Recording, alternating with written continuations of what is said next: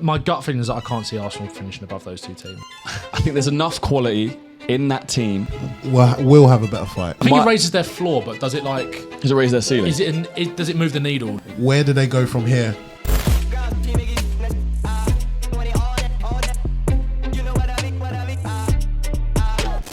We're doing a Premier League table prediction for the 25-26 season. We've got Ben Bowman, Spurs fan, and we've got Kwarmz, Arsenal fan.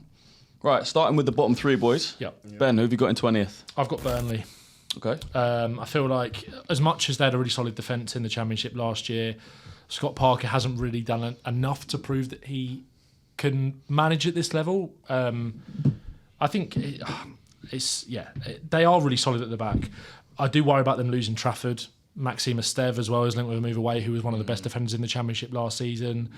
I'd see maybe the other newly promoted teams making moves in the market that Burnley aren't. Could they be left behind there? I think it's going to be really difficult for them to stay up, to be honest. I've got them in 20th. Kwarmz, 20th? 20th, I've got Sunderland. I've got Sunderland as Yeah, well. I got Sunderland as well, yeah. We was literally just talking about, is it Adingra's being linked from Brighton? I don't know too much about Sunderland in that sense, but I don't think they'll have enough. It depends again on their investments throughout the season or throughout pre-season. I just think that Sunderland will be 20th in my opinion. Who have you got in 19th? 19th I have, funny enough, I've got Wolves. Wow, Yeah, Wolves to go down. Sorry, Wolves, yeah. I mean, they started last season very, very badly. It looked like they could possibly go down. Yeah. But they pulled it back. But obviously with Cunha leaving, who was a big part of them, the comeback of them last season, it could be... And Nori going as well. Yes, and that's one of the reasons why I thought that they're missing a lot of key players now. Whether they fill them in, it will be another thing. But I just feel like Wolves were lucky last season to get it. I feel like the other teams, obviously we'll speak about them, have a better... We'll have a better fight. Okay, I've got Wolves in 17th, so not far off. Ben, where have you got Wolves? I've got Wolves in 18th. Okay, so so around a position between us all. It was really tough with Wolves because there was another team that I thought about, because I have got a newly promoted team to stay up. Okay. I've got Sunderland to stay up. I think Sunderland will finish 17th. And I feel like I could be, and I feel like I probably am, falling into the trap that some of us fell into with Ipswich last year, where you've got a big team that's been out of the Premier League for so long, that's done a lot of business, and you think, wow, actually, that these guys are kind of moving quite seriously, spending that money from coming up. And I really like Sunderland. I really hope they stay up. A proper club that's been through a hell of a lot. Yeah. And maybe I'm allowing that to influence my decision a little bit. But I really like what they're doing in the market. They're not really doing what everybody said that they were going to do, which is bringing Premier League experience. There were so many links to say, bring Jordan Henderson back, all these kind of players. Yeah. That might still happen, but they've added a lot of young talent that not much of us have seen loads about. But when you look at some of the other teams that may be linked with some of the other players that they're getting, that, like you said, Simon Adingra, who has kind of fallen off a little bit at Brighton, but I think there's amazing potential in someone like him. Yeah. They brought in a lot of other good young talented players from Europe, beat Leeds to a few of the signings as well. I think it's more out of hope than anything, but I'm going to predict Sunderland to stay up. We'll see what happens at the end of the window, obviously. But I really like what they're doing. And also, even if they end up going down, I feel like they kind of future-proof themselves a little bit, because I think a lot of these young players, that even if it's not enough to keep them up, they'll be able to get good money for these players that they can reinvest, go again, and actually be far more stable as a club than they have been in the last 5-6 years. But I've got them 17th. I've got Wolves, 18th. I think they have replaced Cunha with someone from Celta Vigo whose name escapes me, attacking midfielder, who is highly rated. Nori is a big loss. Yeah. And actually, Wolves did cope quite well without Cunha last season when he had that period out of the team when he got banned in the FA Cup against Bournemouth. They did do well, and I like some of their players. João Gomez really good. Yeah. Andre really good. Strand Larsen, I think they've signed a permanent good. Yeah. But I think it's going to be really tight down there. And I feel like they might just end up slipping. And one of the more established boys has got to go, because I've got Sunderland staying up and I've gone for Wolves. Yeah. Look, I hope you're right. It's sad that, over the past however many recent years, the three teams coming up seem to be the three teams going down. Whereas it never really used to be like that. One at least used to stay up. We've seen Forest obviously came up. And I think that was the last time all three stayed up, wasn't it? Bournemouth, Forest, and who else came up that season? Fulham, I think. Yeah, and then Forest have really kicked on, obviously, Europe last year. Yeah. So hopefully you're right. Kwarmz, let's go to 16th. I put Leeds. Okay, wow. So Leeds stay. So who have you got in the bottom three? That's bottom three. Sunderland. Oh, you got Sunderland, Wolves, and Burnley. Okay. Yeah. All right, and then Leeds in 16th. Yes, Leeds in 16th. Ben, who you got in 16th? I've got Leeds 19th. In 16th, I've got Brentford. Wow, pretty low for Brentford. I feel like with Brentford, it's like again, everything's all a bit up in the air in terms of the transfers with them at the moment. We know Keith Andrews is going to be the manager. That appointment has come with quite a lot of scrutiny, but the directors of football at Brentford have done an amazing job there and should probably be trusted to make that decision. I think it's Phil Giles and I can't remember the other guy's name. They've done a lot of good things.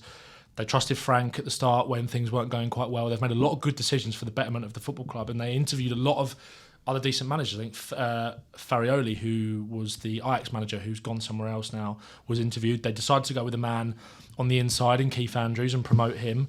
That's obviously very risky. Someone that hasn't managed at this level.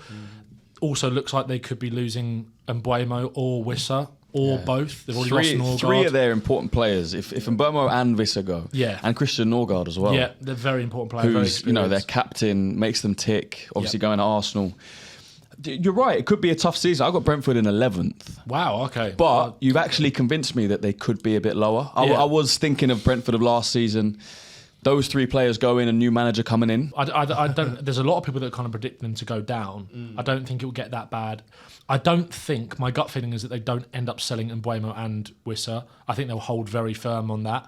And I think Vissa's only got 1 year left in his contract. Maybe they'll try and get him to sign a new one potentially. Let's talk about Spurs going in for him, but I can't see them selling both. And if they sell Wissa, which means they then might hold on to Mbuemo because they're not in a position to sell. Man United might not come in with a third bid and he ends up staying there. So if they keep Mbuemo, then they've got a massive chance, obviously, of finishing higher than that. But with the way things look at the moment, I wouldn't predict them to go down. But I do think this is probably the biggest struggle they would have, because I don't think you can underestimate, despite how well that club is ran and set up off the pitch, how much of a loss Thomas Frank is going to be. He's also taken Justin Cochran with him, who was assistant coach to Spurs as well, who'd done a lot of good work at Brentford. So we'll see. But I've got Brentford 16th. Okay. I think it'll be Kwarmz, okay. who have you got in 15th? 15th, I've got Everton.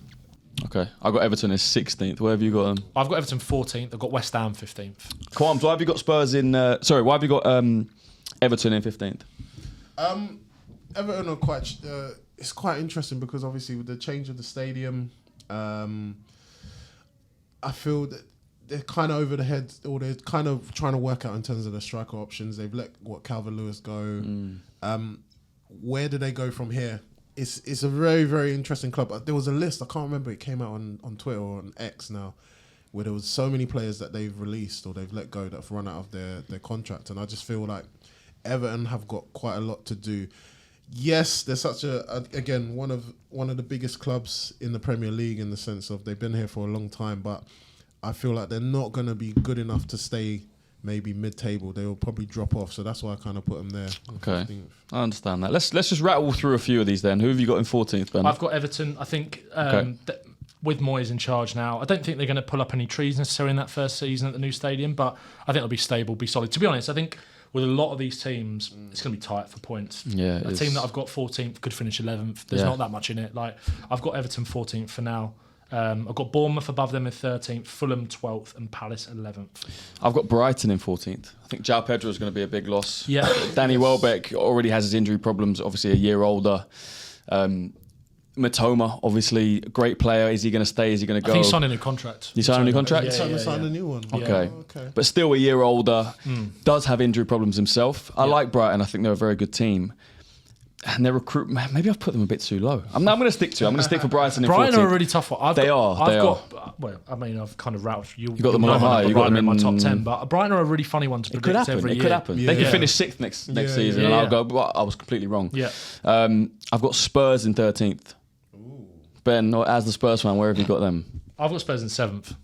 Okay, so 17th to 7th. Yep. Do you think they're going to go up 10 places? But you got to remember that that's basically how far we fell from this. We finished 5th the season before we finished 17th, and we will consistently finish around the European places. I do think last season was an anomaly, was a freak. That squad is nowhere near bottom half of the level league. I could understand like putting Spurs 10th or 9th maybe, and I've gone optimistic with 7th, I think. But 13th, I think what Thomas Frank gives you is pragmatism, adaptability, stability. He knows how to perform against the top teams as well. His Big Six record is very, very good. That squad, there's a lot of obviously She said Kudus is over the line now. Agreement reached over that 55 million, which I think is a really good bit of value when you look at some of the other wingers in the market. Yeah. I think he can hopefully go up a level from what we saw at West Ham last season and play more like he did in the first half of the season. I think that's a good signing. I think we still need a few more bits. But I also think there's a lot of talent already at Spurs that when you look at Frank's track record of improving players at Brentford and taking a championship squad from the middle of the championship, buying players like Mbuemo, Wissa, etc., from the second division in France and turning them into a side that very nearly got in Europe last year. I think Frank is the perfect manager for Spurs. I don't think we're going to get in the Champions League, but I think we'll be back amongst those European places. So I've got seventh. I think people are sleeping on the Spurs squad a little bit, I do think. Okay, I do understand it. Look, like I said, I've got them in 13th. I do rate Thomas Frank. I think what he did with the Brentford team, some of those players in Burmo, 20-goal season, Wissa, talk about the midfield as well. And to be fair, if I do look at the Spurs defence, Pedro Porro, the partnership of Romero, I don't know if he's going to stay, but obviously Van der Ven, on his day, one of probably the best centre-backs in the league. Yeah. And the left-back, they've got options. They've got Jed Spencer, they've got Udogie. I do think there's problems in the middle, although I'm a big fan of Sarr. I think Bentancur has levels to get back to. Maddison, is he going to perform? Is he going to stay fit? Yeah. I worry about right wing. I'm not a massive fan of Brennan Johnson. I think that's why Kudus is going to... Really? No, I don't rate the guy. I think that's where Kudus is probably going to play, though. I think probably exactly. All right, so Kudus coming in, I really rate Kudus. Obviously, Fred. I speak to Fred quite a lot about West Ham and Kudus. Doesn't really rate him finish. You don't really rate his finishing ability, right? I think with Kudus, though, I do think that one thing I've kind of been saying in videos and stuff is that Kudus is one of the best dribblers in the Premier League. I think only Lamine Yamal had more dribbles completed in Europe's top 5 leagues last season than him and Doku joint. I think one thing that Spurs have got in that front line is finishers. Brennan Johnson is a finisher.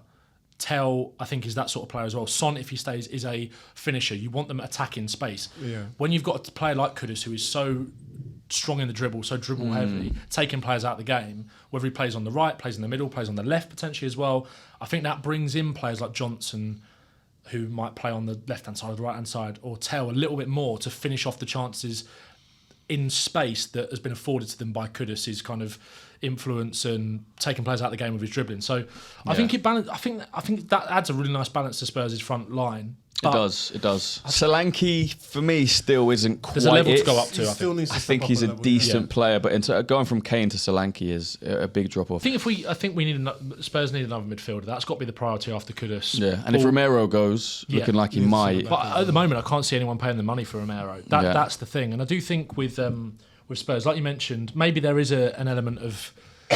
If we've done it now, but I do think this is a very young squad. I think if it was a squad that Spurs have been driving towards the trophy for so long. That's been the unattainable thing for us. We've never been able to do it, but it's been with different squads. If it was a squad that had finally got over the line, and it was age, and it was like we've finally done this, then maybe you'd expect a level. Well, I mean, if we dropped a level, we get relegated based on last season. But I do think where they're young, they're hungry, they're going to want more, hopefully. Yeah. That's hopefully. But I understand what you're saying. There's definitely quality in that team. I could be completely wrong. Kwarmz, rattle through your 13th to 10th. Palace 13th. Yeah, Palace 13th. Then I've got Forest. Okay, quite a big drop-off from Forest. And then Bournemouth.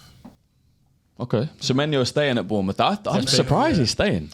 Yeah, I think he's a top quality player. He's a player that I really wanted him at Arsenal, to be honest. Yeah. Either him or Kudos, but Semenyo, I think he's very underrated, very powerful, very strong, both-footed, can strike through a ball. Yeah. He can run off a man. He can run from the wing.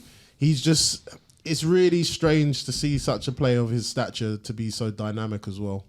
So for me, I really rate him. I think he's fantastic. Quality. I think they kind of priced Semenyo out of a move a little bit, didn't they? Because they obviously sold Huijsen, Kerkez, rumours of Zabani going as well. Yeah. But that's a player that I'd want Arsenal to go for. Obviously, links to Madueke.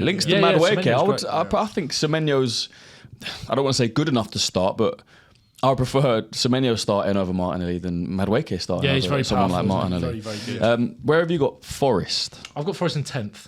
Okay. So roughly around. Yeah. Similar places. I think there'll be a bit of a drop off. I still think be interesting to see what business they do. Obviously, they haven't done much yet outside of those. I think they're going after some Brazilians from. Is it Botafogo? Is it? I mean, they've already got a deep squad. They've already got a lot there of players. There was rumours of in Johan those positions. Bakayoko as well, potentially going to Forest. There which was, because Elanga's now gone to Newcastle. Yeah, that's something they've got to cope with. Yeah. But I think there's not going to be a massive drop off from Forest. Obviously, they've got the Europa Conference League to contend with. So the big thing for me with Forest, I think, next season is that. And it's why I don't think they're going to get in Europe. Nuno has got to find, in my opinion, another way to play. Yeah. Like that system is incredibly effective in terms of sit back, low block, counter attack. Yeah. What are they going to do next season if teams just sit off them every week? Yeah. Because they haven't necessarily got the players to break teams down. Gibbs White has got quality, right? And this is what we was talking just off camera about Elanga, about Newcastle going for him. Elanga was such a weapon in transition, but again, if he wasn't exactly the best if they come up against teams that are going to sit in. And I think that's a problem Newcastle actually might end up facing with Elanga, although I think he's a good player. I think Forest need to find something a little bit different. They need to mix the game up, need to mix the system up a little bit, to be a little bit more front-footed and back themselves a little bit, take teams by surprise rather than just sitting in low block counter every week, because I don't think it's that sustainable. Yeah. Yeah, no, I feel similar. Also, Chris Wood, another year older. He had a great season last year, but can he do it again? Yeah. There's a question mark over that. I've got Manchester United in 10th. Okay. Not far from where I've got them, to be fair. Not far. I think, look, there's definitely quality in that squad. I look at some of the defenders. I look at Lisandro Martinez. I think there's undeniable quality there. I think De Ligt has the ability to perform at a high level, although we haven't really seen it. Diogo Dalot has. Casemiro, I think, is finished. Some of the other players in their midfield, obviously Bruno Fernandes, I think, is one of the best midfielders in the league. Yeah. Consistently performing for them. Yeah. But it depends who they bring in. Because I look at that front line, I see Xerxes and Højlund, two players that just, in my opinion, aren't anywhere near good enough to play for a team like Manchester United. Even go back to the goalkeeper, Onana's not good enough. Rashford's obviously leaving. Garnacho's probably going to go. So they've got a lot to do in this window. So maybe it's a bit too early for me to even predict United, because they've got a long way to go in this transfer window. Yeah. Maybe in a month's time or 2 weeks' time we'll be able to talk about that more. But for me, it looks like their squad is falling apart. Oh, they bought in Cunha, which I think is a good signing, not a great signing. I like him as a player. I don't necessarily love his profile. And I think what United need is players that are going to come in and give everything for the badge. Yeah. Do you know what I mean? And he doesn't strike me necessarily someone like that. If they do bring in Mbeumo, which still looks likely, I think that's a very good signing. Yep. But for me, if I was a United fan, I would be worried about the situation of our squad. Oh yeah, They need a lot. I feel They like need they've a lost lot. their identity, and probably the final piece of that puzzle was losing McTominay, because he was kind of he's kind of Man United through and through, and you've seen what he's obviously done abroad for Napoli. But yeah, Man United have got Amarin has got a big job on his hands. Huge job. To fix the culture. To fix his tactics, Yeah. etc. Because he was very stubborn as well. I felt Wedded to that system. Yeah. Massive job, man. It reminds me of what Arteta had to do when he came in at Arsenal. Yeah. Too many players that are just not good enough to wear the shirt. Too many egos. Too many big contracts. Too many players that are just tied down that you can't get rid of, that you would love to get rid of. At least we had an identity. I felt like, even because I remember us, it was complaints about us playing out from the back, and everyone was like, why are we doing it? But there were certain moments when it would work. I always remember that game against Mourinho. I think it was against Spurs, actually. And Mourinho came out and he said, no, Arsenal and Arteta will be fine, because he's like, I can see the patterns of play. I can see what they're trying to do. Yeah. With Man United, you struggle to see it. Amarin is inverting Maguire into midfield, and he can't obviously open up his body. He's not good enough on the ball, and that's when they're getting caught on the ball in certain times. Where have you got United? United, I had United 7th. Okay. Where have you got them? I've got them at 8th. Okay. I feel 7th, 8th, 10th. I feel slightly better about Man United, maybe, than what we've kind of just said. Although I think there's big problems that need to be solved. I think I like the Cunha signing. I do agree. I think his attitude sometimes leaves a bit to be desired. I don't like the way he acted at Wolves, and the way that he kind of not pushed for the move. I think he's a player of Man United quality, 100%. But I don't like the way he necessarily went about it. And I was a little bit worried about him and Bruno maybe clashing as like two quite big personalities in that team. Yeah. But I think profile-wise, in terms of him as a player, as one of those two number 10s behind the striker, I think he fits in at United quite well. Yeah. And Mbeumo, again, I think would be a good signing. But again, they're messing around a little bit with that one. And the longer that goes on, and we mentioned Brentford earlier, if someone comes in with a £40 million bid for Wissa and Brentford go, all right, we'll lose him, but we're not going to lose both of them. Yeah, and we go, when you look at the other players in the market that are moving for similar price to Mbeumo, I know Kudus was, 55 mil? Brentford were already holding out for more than that anyway for Mbeumo. They're going to dig their heels in. If Man United aren't prepared to go up there, they're going to have to move on to somebody else. Yeah. And then they've wasted a load of time on a player that actually was so desperate to come to you quite clearly. He made it clear that he didn't want to move to Tottenham. He only wanted to move to Man United if he was going to go to Brentford. We were the two teams that were in for him. The striker situation, they need a striker. And I do think, obviously, Arsenal getting Gyökeres has put the... I don't know. It's kind of it's impacting Man United because I thought they were strongly linked with him. And part of I had a gut feeling that it'd get to near the end of the window and they'd kind of push the button on Gyökeres, and especially if they got money for Rashford and Garnacho, maybe Kobbie Mainoo as well, potentially homegrown assets going out the door for PSR profit. I thought they'd maybe push the button on Gyökeres. Now, I feel like the other striker options on the market, they've got Ekitike, who Frankfurt are demanding 100 million euros for. Yeah. Sesko, similar amount from what you like. Arsenal. Ollie Watkins. Is Calvert-Lewin's been floating. If you took Bruno Fernandes out of that team and put Dominic Calvert-Lewin in it, that's an Everton side. Yeah. I've seen a lot of United. It's true. I've seen a lot of copium from United fans. On his day, he's not that bad. Yeah, exactly. You can't start running with that. Man. No, you can't. I do. But then again, no European football next year. Time on the training ground to really get these players fitted into the way that Amorim wants to play. Then again, though, if it doesn't work next season, I can't see him having a future there, because if he's got that amount of time on the training ground, he's got the players out the door that he wants, he's brought some more in, and if it doesn't work then, I do worry. But I think they'll be eighth. I think it's fair. I don't think they'll be bottom half. I think they'll be back in the top half. Ninth, I've gone Bournemouth, who we've spoken about. Eighth, Forest. I've got Palace at seventh. Wow. Which, retrospectively, when I was writing this, I was thinking about just how good their squad is now and how good it was last year. Munoz, I think, was their player of the season. Gehi, centre-back, who I rate very highly. Yeah. Eze, obviously. Mateta. But then looking at that, it looks like Gehi might go Liverpool. Eze might go maybe to Arsenal. Yeah. So maybe I could regret that one. I just really like Palace. I really rate their team. I like Palace. I like the way they operate. I like Glasner. Where have you got Palace? I've got them 11th. I've got Brighton in 9th, United 8th, and then Spurs 7th. But I think some of these teams are slightly interchangeable. It's going to be interesting to see how Palace bounce back if they lose Eze and Gehi. I think Gehi is definitely going to go. I think he's going to go. To Liverpool, you reckon? Or you just think he's just going to... Liverpool, maybe Newcastle, potentially. Be a great sign. But then again, I think Newcastle I think they wound Palace up so much last year with the bids that they were made that I think whether Palace would want to do business with them, I'm not sure. But if they put the money on the table at the end of the day... The thing is with Gehi, it's a weird one because he's got 1 year left in his contract.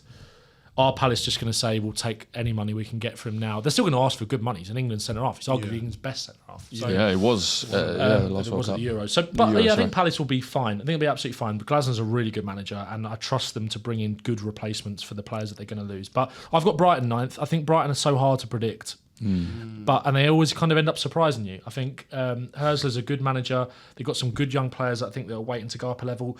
I back them to replace João Pedro with a good player. Yeah, they will. They always do. Yeah, that's why I kind of regret where I put them already. Yeah. All right, let's go to the top 6. Kwarmz, who have you got in 6th? Villa. Okay, I got Villa in 5th. I got Villa. You got 6th as well. Yeah, Villa. Obviously after the campaign that they had last season with Emery, they've got a taster. It was actually quite refreshing to see them in the Champions League as well, competing. They got some quality players. I love a lot of their players there. But will they be able to break into that top 4 this season is the question. I don't think so. I haven't seen any move. I haven't really seen much movement or heard much. There's a lot of chat about Villa with PSR, isn't there? Have they got to sell to buy? Who's the big asset they're going to sell? I know Villa fans, I'm sure, will know the ins and outs of it more than us. But I think Villa's a funny one, man, because... They've obviously got... I think they'll prioritise the Europa League quite strongly this season as well, because I think they've got a very good chance of winning that. They've got a deep squad. Obviously, they're not going to have Rashford. They're not going to have Asensio.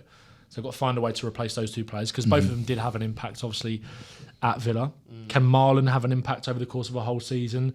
Rodgers, you'd imagine, is going to, hopefully for their sake, go up another level. He is top, he's quality. Top. Yeah. Watkins is... I really like Ollie Watkins, but he's not getting any younger. I think he goes... I think he might be the one if they've got to sell. but he's not going to bring in loads of money, Watkins. He's like, No, he's he's 30, not. is he 30, 29, 30? He's Like, close to 30, definitely. Yeah. I can't see United, because they're the team mainly linked. I can't see them wanting to spend more than like 50 million on Watkins. But then again, 50 mil's 50 mil. But I don't know. I think Villa. I actually think it's quite close between Villa and Spurs for 6th and 7th next year. But I've got Villa just because they're in a much better place than us right now. Yeah, I've got Villa in 5th. Just thinking about that, they got a really good team. Look, Tielemans, I think, was their best midfielder last year. Yeah. John McGinn, quality player. Nana in there. Yeah. Morgan Rogers, who I rate. So I think this guy's really quality. I would take him at Arsenal in a heartbeat. Yeah. Worry about their defence a little bit. Yeah, Martinez potentially going as well. Martinez apparently is linked to United. Could definitely go. I just think around 5th, 6th is where they'll be. Yeah, that's roughly what I put them at. Yeah. So yeah, I've got Newcastle in 6th. Ben, where have you got Newcastle? I've got Newcastle 5th. Okay, so just flipped around. Yeah, I think Newcastle. I have questioned the Elanga signing a little bit. I think that it's going to sound contradictory. He is the perfect Eddie Howe kind of player. Like, bags of energy, great on transition. Obviously, he's got a lot of assists over the last few years for Forest. But again, that's playing in that sort of specific system. Newcastle, the more they grow in stature, the more they grow as a team, they are going to be coming up against a lot more teams that are going to sit in against them next year. And I would have preferred them personally to go for someone different who offers them a bit more creativity from out wide rather than Elanga, who kind of gives them something they've already got in Barnes and Gordon. So maybe they could have potentially broken into the top 4 with a slightly better signing, in my opinion, although I think he's good. Their squad is in a good place, though, especially where they've kept Isak, Guimaraes, Tonali all together. Looks like signing James Trafford probably as well. Yeah. Probably need another centre half. I think they should maybe if they can get Mark Gay over the line. They're a quality team. They are very good. I think in the form table for the second half or the last 10 games or something, they were, I think, second in the Premier League. Yeah, towards the end of last year. They could have actually feasibly finished second. Yeah. They could have, yeah. Right. If Arsenal had slipped up one more time, they would have. Yeah.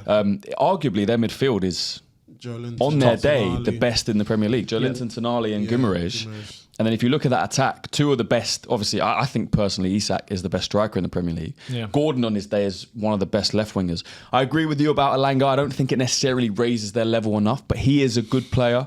I think it raises their floor, but does it like... Does it raise their ceiling?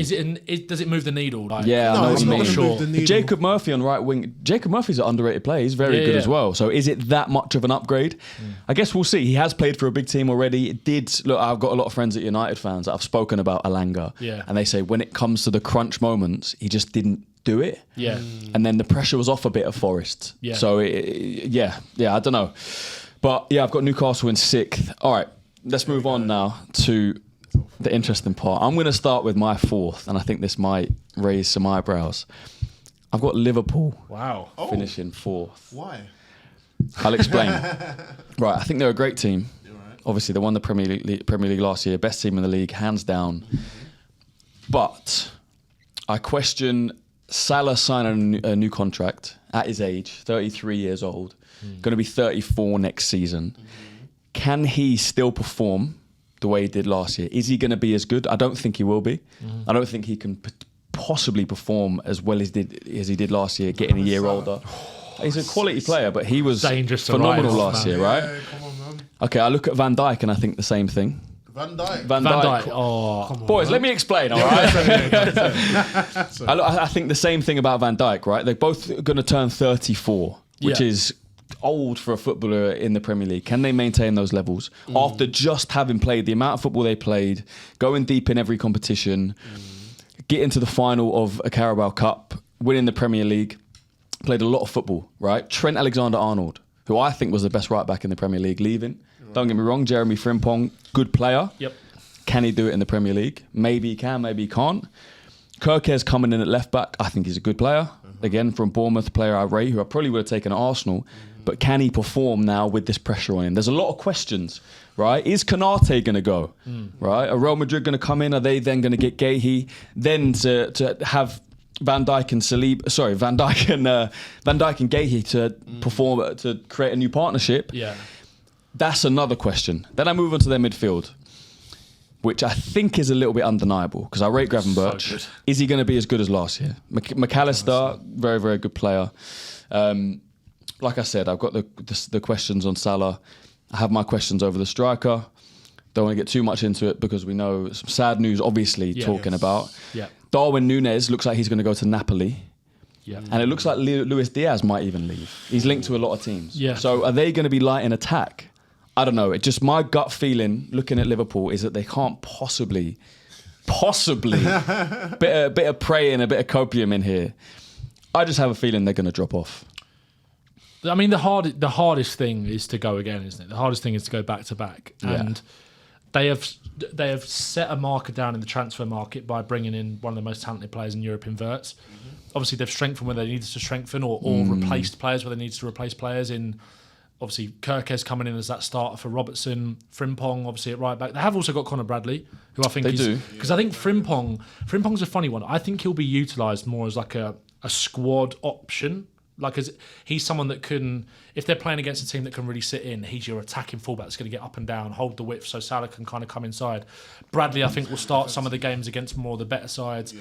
And also, they signed him for like 30 million. I think where we've become so accustomed to hearing Jeremy Frimpong's name that it's weird to think of him as not being a starter at Liverpool because they've sold Trent. When actually, or let Trent go, when actually I think the minutes will be shared quite evenly between him and Bradley.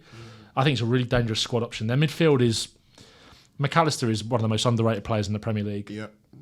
Obviously, it's going to be interesting to see where Wirtz actually ends up playing. And like you said, it's obviously difficult to talk about the striker situation for now, what they're going to do there.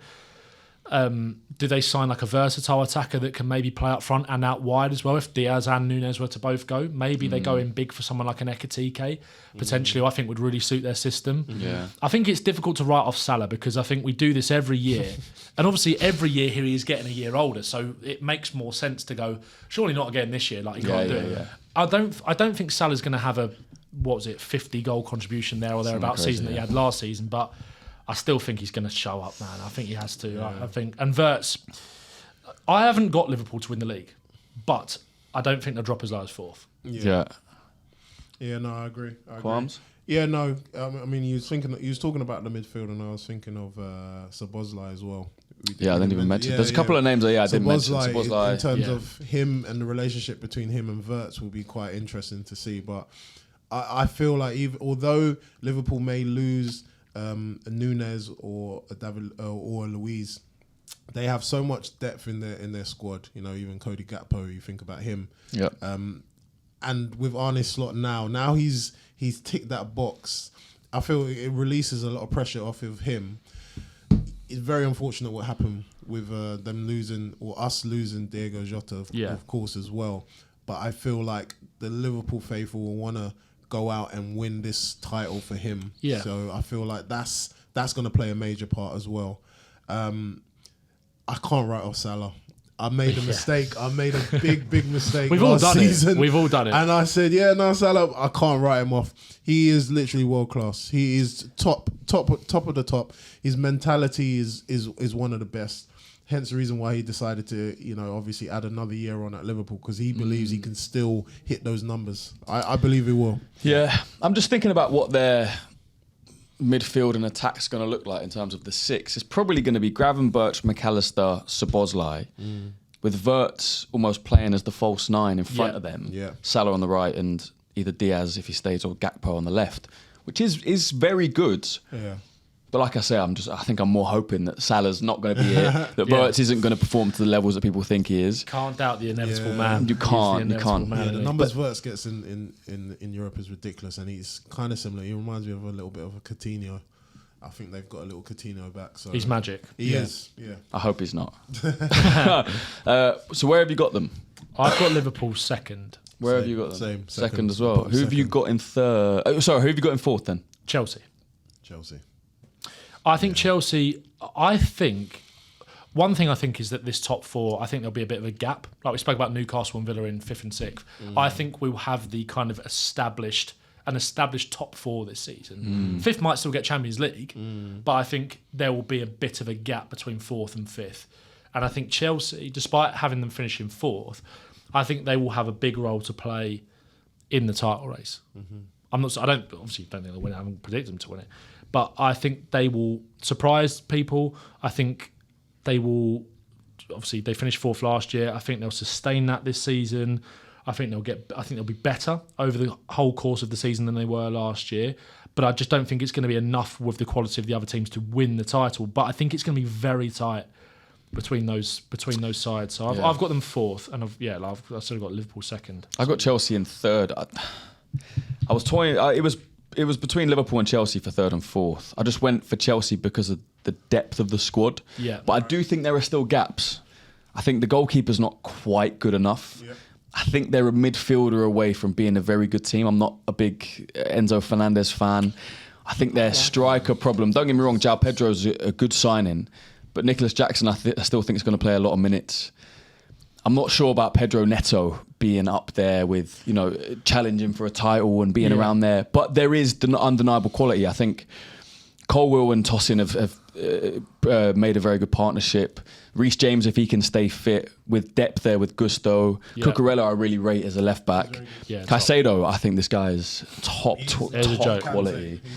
Ridiculous player. I wanted him at Arsenal. Cole Palmer, obviously, we know about. Yeah. So there's definitely quality, but there's definitely questions. Yeah. So they're one. They could end up finishing second, or they could end up finishing seventh. Yeah. So I've kind of I've gone for them thirds. Also with Chelsea, like there's as much as I rate them and I rate what they're doing and I rate Maresca as a manager.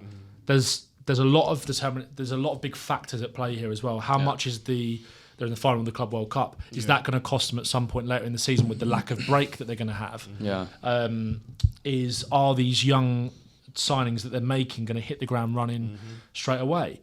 Potentially not, but also they might well do. There's a lot of talent there. You saw João Pedro last night bracing the Club World Cup semi-final, 2 brilliant goals. I think he brings them something in that front line. I really like Delap and I really like Jackson. But João Pedro, despite the fact that numbers haven't been amazing at Brighton, when they're playing up against teams that are going to sit in, Jackson's not going to score you those kind of goals from the edge of the box. You need big teams like that, need big strikers who are going to produce those big moments.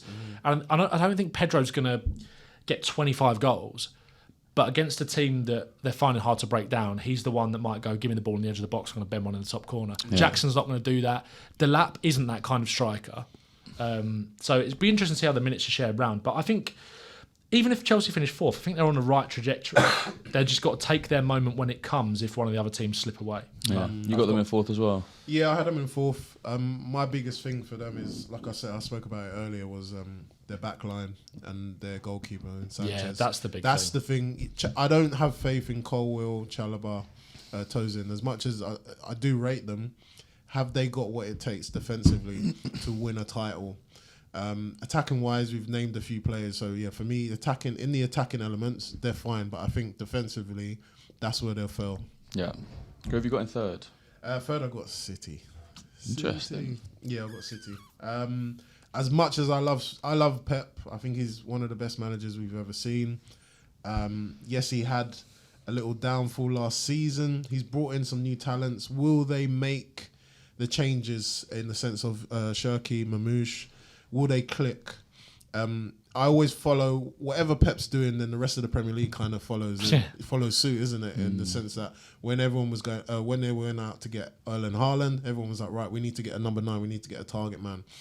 Pep has now changed it, and he said, right, I need to get men that can run with the ball. Hence the reason why he's now focused on a Mamouche who can drive forward. Shirky, who's kind of like a Samir Nasri, is a beautiful player on the ball, fantastic. So I just think even their left back and with what they're doing now, I'm still relatively kind of like holding back as to, all right, are you going to win the title or are you still building? So that's why I said I'll put them with 3. Who have you got third? Arsenal. I've got. I think they're going backwards. Yeah, I think. There is a world in which Arsenal could get like very similar points tally to what he did this season and the season before and finish third. I think it's going to be really. I think we're going to have a very exciting title race next year. Yeah. I do think we are. I think it's going to be a bit of a 3-horse, potentially 4-horse race with Chelsea contributing as well. But I think with again, we're doing this kind of before all of the transfer business is done. If Arsenal add a Eze/Rodrigo on top of what they've done, then I think you can 100% win it. Without that, I'm not sure that's enough. I think City, obviously they got knocked out of the Club World Cup by Al Hilal, and I think a lot of people looked at that and thought, oh, maybe they're not quite at the level that we thought they were going to be back at this season. They had a very strong second half of the season, to be fair, last year domestically. Obviously, didn't win the FA Cup, but in the league they were very, very good, and it sort of felt like it was starting to come back. Rodri's coming back as well, which, again, off the back of an ACL, is he going to be the same player? We don't know, but I watched him against Juventus in the Club World Cup. When he played, he made his first start back, and I was looking at them, and I was looking at some of the different things that Pep was doing. Aït-Nouri has been so impressive in the Club World Cup as well. Yeah. The technical quality that he gives them, but also he was standing a bit wider. Doku was coming inside. Yeah. Savinho, I think, is going to go up another level this year as well. Doku, I think, is going to go up another level. Obviously, De Bruyne didn't play loads last season. It's going to be interesting to see how he can be replaced. Obviously, Shirky has come in. Are they going to add more players? I still think they could do a bit in defence. I do worry about that defence from a City point of view. Defence is winning titles, we all know that. But they had the greatest protector in the world in front of him in Rodri for the seasons that they were winning it. And if they've got him back and he can perform back at the level that he was before the injury, then I think City would be my favourites, personally. City scare me. I've got them finishing second. Just the amount of quality around that team. And I think they've now filled a gap without Nori at left back that just has needed to be filled for a long time. They've had Gvardiol playing there, who's a quality player, but he's not a left back. No. Played really well at centre half, second half of the season. Exactly, as well. Which is what scares me, because you put Diaz and Gvardiol together, centre back pairing. That's nice. I had Nori at left back. Rodri, if he gets back to his best, but even if he doesn't, they've got cover. They've got Nico Gonzalez, who they talk about him going, which would be crazy. They brought him in January. I can't see that. They bought Reinders in. He's been amazing. Who's a quality player, right? Shirky, Foden, Bernardo Silva's still there. Haaland up front, Marmoush, Doku, who I really rate. I think taking on his man, his numbers are the best in Europe. Like by a long way. He just needs to improve his end product. His finishing and passing is dreadful at times. But if he can just... If there's a manager who can get that out of him, it's Pep Guardiola. Of course. And then, like you said, Savinho as well. There's probably a couple more that I'm forgetting. There is so much quality in that team. And I just know what Guardiola can do when he has quality players. Yeah, I think he'll change. I think he'll tinker something. And like you said, when he does that, the rest of the league kind of tend to follow a little bit. Oh, they do. So, yeah, I've got them in second. Who have you got in second, Kwarmz? I had Liverpool second. And then, obviously, my team first, Arsenal. Who have you got in second, Ben? Liverpool. So my top four is City, Liverpool, Arsenal, Chelsea. Yeah. Arsenal, Liverpool, City, Chelsea. My top four is Arsenal. Sorry, do that again from first to fourth. City, Liverpool, Arsenal, Chelsea. My top four is Arsenal, City, Chelsea, Liverpool. Arsenal, Liverpool, City, Chelsea. Yeah. Right, why have you gone for Arsenal to win the league?